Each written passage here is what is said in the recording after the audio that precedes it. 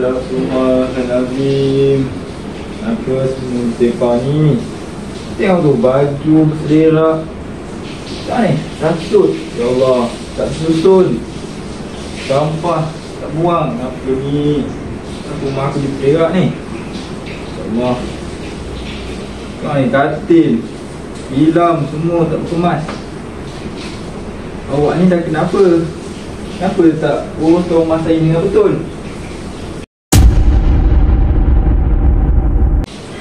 Awak, apa lagi yang tak cukup? Semua saya dah bagi. Setiap bulan saya bagi semua nafkah, zahir dan batin. Saya bagi semua kelengkapan barang, semua saya bagi. Kenapa awak buat saya macam ni? Astagfirullahaladzim.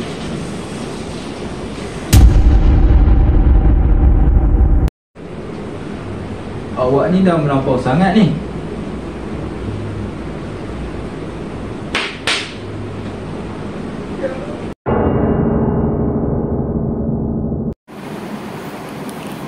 Astagfirullahalazim. Video tadi menerangkan berkaitan permasalahan rumah tangga.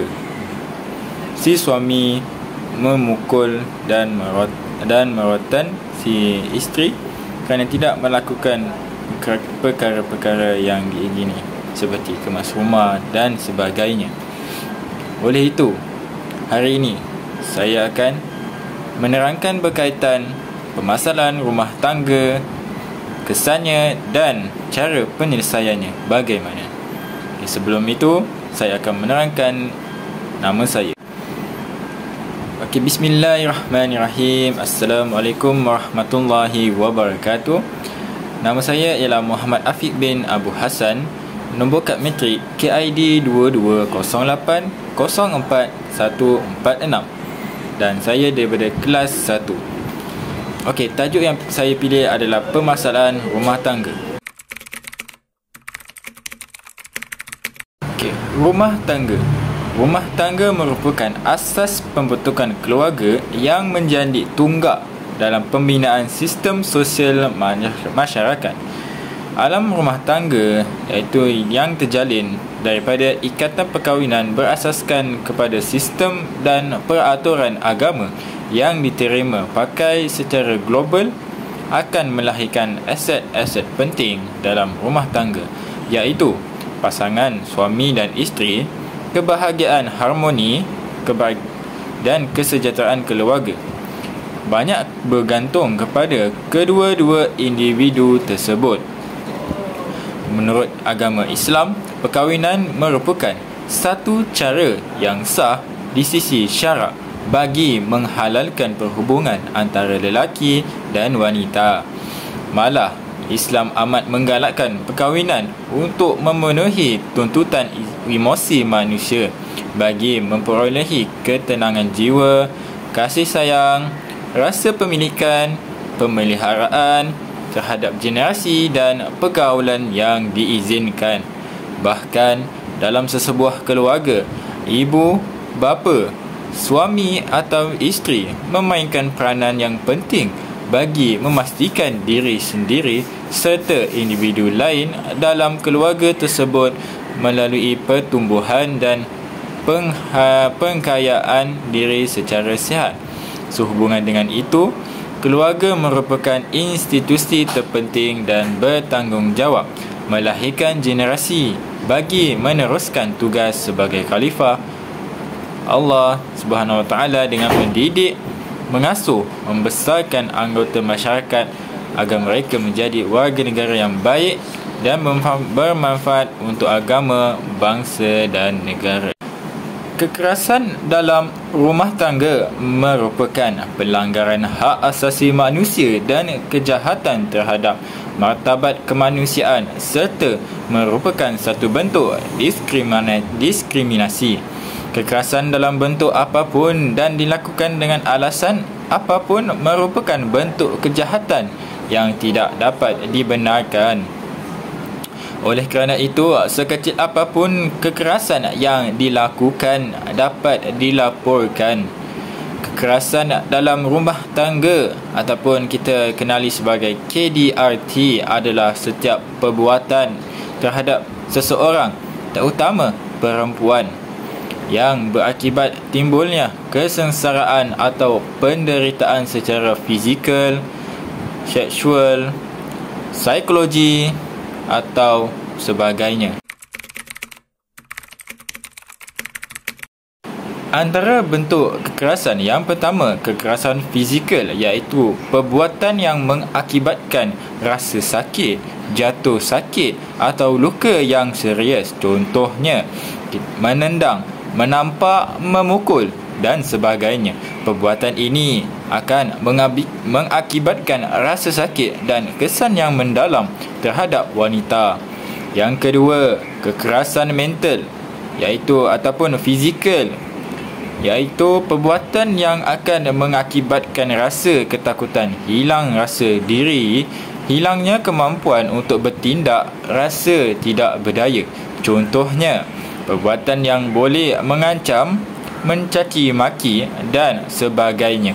Kekerasan ini sering terjadi terhadap anak-anak kecil dan ini akan mengganggu proses perkembangan dan boleh mengakibatkan mereka cenderung mengalami trauma yang berpanjangan. Yang ketiga, kekerasan seksual, iaitu pemaksaan untuk membuat hubungan seksual. Pemaksaan hubungan seksual dengan cara tidak wajar atau tidak disukai.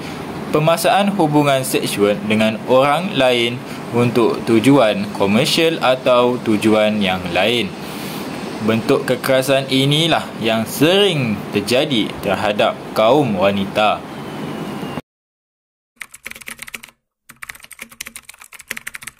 Kesan-kesan untuk masalah rumah tangga yang ada banyak sebenarnya, tapi saya akan huraikan hanya 3 sahaja. Okey, yang pertama adalah kesan kepada emosi. Okey, kesan kepada emosi. Okey, gangguan emosi seseorang akan terganggu dan akan memberi tekanan yang buruk terhadap seseorang itu. Dan apabila gangguan emosi ini semakin buruk, dia akan membawa kepada satu tahap yang lain, iaitu tahap di mana seseorang itu akan mengalami kemurungan yang berpanjangan.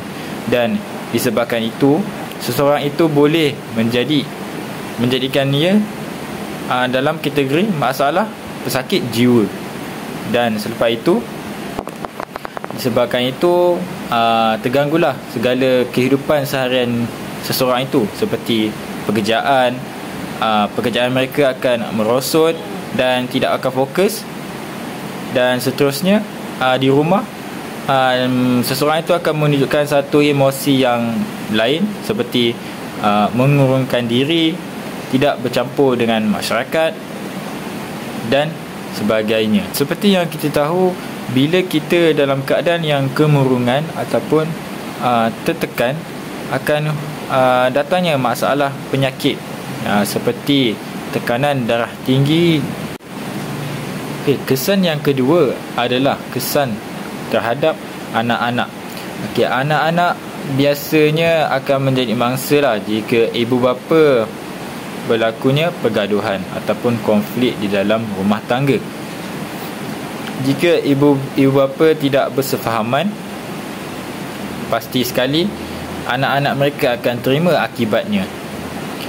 Dan selepas itu, suami isteri sudah bergaduh, anak-anak akan tidak dapat, kurang perhatian, dan oleh itu anak-anak akan terbiarlah sajalah, dan itu akan mengakibatkan anak-anak akan bercampur dengan pergaulan yang bebas dan perkara yang tidak sepatutnya. Kesan yang ketiga adalah terhadap hubungan kekeluargaan. Perkara ini tidak boleh dipandang mudah terhadap sesiapa pun, termasuklah suami dan isteri. Jika suami dan isteri menganggap perkara ini mudah dan remeh, dan akan berpecahlah keluarga mereka. Dan bila mana masalah konflik ini berlarutan, akan adanya campur tangan pihak yang ketiga, dan ini tidak sewajarnya berlaku dalam kekeluargaan, sebabkan masalah ini biasanya akan diselesaikan oleh suami dan isteri. Jika ada campur tangan pihak yang ketiga, akan berlaku lebih banyak komplikasi dan perbalahan di antara suami dan isteri. Dan oleh itu cubalah untuk elakkan daripada orang ketiga memasuk ke dalam sistem kekeluargaan. Untuk solusi kepada masalah rumah tangga, yang pertama adalah kita perlu belajar untuk menerima seadanya. Sebab setiap manusia tidak sempurna dan pasti ada kelemahan masing-masing. Dan dalam rumah tangga, suami dan isteri perlulah menerima seadanya kelemahan masing-masing dan jadikan kelemahan itu satu kekuatan untuk menjadikan keluarga tersebut menjadi lebih harmoni dan bersatu padu. Cara yang kedua adalah dengan memahami diri pasangan. Okey, kita tahu ada antara individu yang berkahwin yang mungkin belum sempat untuk berkenalan dengan pasangan mereka sebelum mendirikan rumah tangga, ataupun kita masih belum mengenal perangai sebenar mereka dan mereka mungkin tak akan tunjuk sebelum berkahwin. Okey, mungkin agak sukar untuk memahami perasaan mereka. Lagi-lagi si isteri, wanita kan, mungkin agak sukar bagi permulaannya. Tetapi anggap sajalah satu kesusahan ini adalah proses untuk mengenal diri pasangan anda semua. Dan bila kita ada masalah, itu jangan dianggap satu dugaan. Itu kita anggap dia sebagai satu peluang di mana kita boleh mengenal diri pasangan masing-masing dan perbaiki kekurangan tersebut. Dan dari itu kita boleh mencapai satu lagi tahap yang lebih baik daripada sebelumnya. Cara yang ketiga adalah dengan meminta maaf. Okey, cara ini seringkali semua orang lupa dan ramai yang tak endah tentang perkara ini. Tapi perkara inilah yang sangat penting dalam membina suatu perhubungan dalam kekeluargaan. Okey, biasalah dalam hubungan pasti akan ada masam dan manis, iaitu pergaduhan dan akan juga boleh terasa hati jika mengeluarkan perkataan yang tidak sepatutnya. Tapi ingat, apabila pasangan itu berdiam diri, tidak bermakna itu adalah tanda mereka tidak terasa. Bila perkara yang ini berlaku di mana pasangan itu berdiam diri, yang kita rasa dia tidak terasa, dan perkara ini berlaku berulang kali, akan terjadi, ataupun jangan terkejutlah jika pasangan tersebut akan anda semua tahu macam meletup begitu. Ya. Bila dah pendam lama-lama pasti akan meluahkannya juga. Kita tak tahu dalam reaksi apa, marah, sedih, kita tak tahu. Dan itu yang kita nak elakkan dalam perhubungan.